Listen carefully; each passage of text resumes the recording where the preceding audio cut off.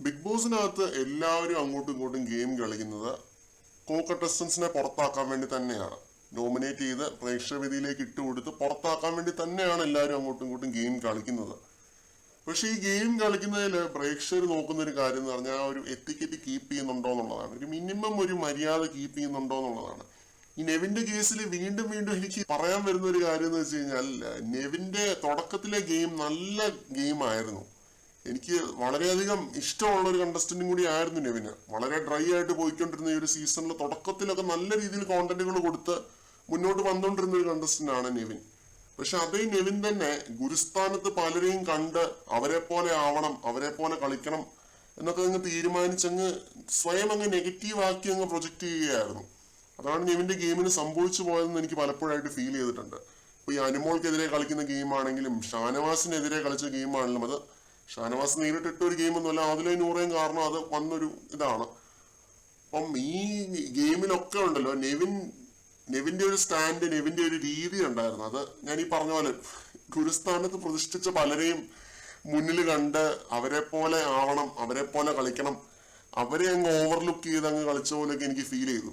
അപ്പൊ അതാണ് നെവിൻ എന്ന് പറയുന്ന ഈ ഒരു കണ്ടസ്റ്റന്റിന്റെ ഒരു പാളിച്ചയായിട്ട്, പോരായ്മയായിട്ട് എനിക്ക് ഫീൽ ചെയ്യുന്നത്. പിന്നെ ഉള്ളതെന്ന് പറഞ്ഞു കഴിഞ്ഞാൽ ഈ ഓവർലി ഈ രീതിയിൽ അഗ്രസീവ്നെസ് കാണിക്കുന്ന ഒരു പരിപാടി.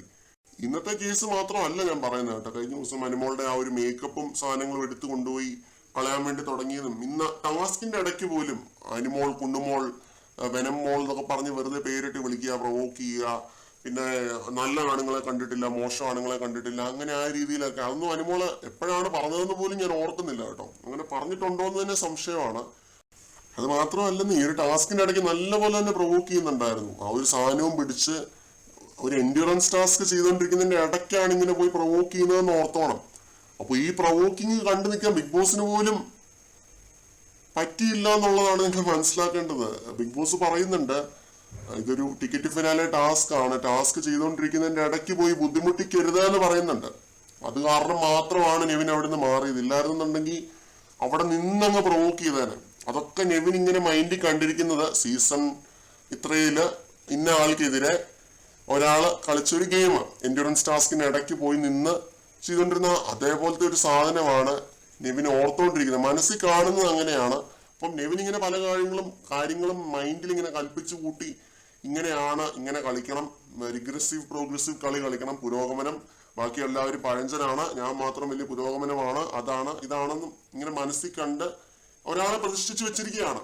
അപ്പൊ അയാളെ പോലെ ആവണം എന്നുള്ളതായിരിക്കണം നെവിന്റെ ആ ഒരു എയിം എന്ന് പറയുന്നത്. പക്ഷെ പുള്ളിയെ പോലെ ആവാൻ പോയിട്ട് പുള്ളിയുടെ ഏഴയിലൊക്കെ തെത്താൻ പറ്റുമോ എന്നുള്ളതാണ് സംശയം. കാരണം അതിനു മുമ്പ് തന്നെ പ്രേക്ഷകവിധി നെവിനെതിരാവുമോ എന്നുള്ളതാണ് നമ്മൾ കണ്ടറിയേണ്ടത്.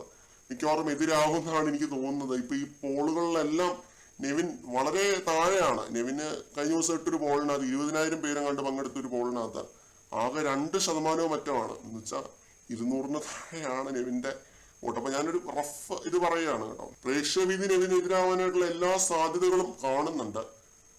ഒരു തവണ പുറത്തേക്ക് ഓടിപ്പോയി ബിഗ് ബോസിന്റെ കൈയും കാലും പിടിച്ച് തിരിച്ചു വന്നൊരു കണ്ടസ്റ്റന്റ് ആണ്. അത് ഈ പറഞ്ഞ അനുമോളെ പേടിച്ച് ഓടി തിരിച്ചു വന്നൊരു കണ്ടസ്റ്റന്റ് ആണ്.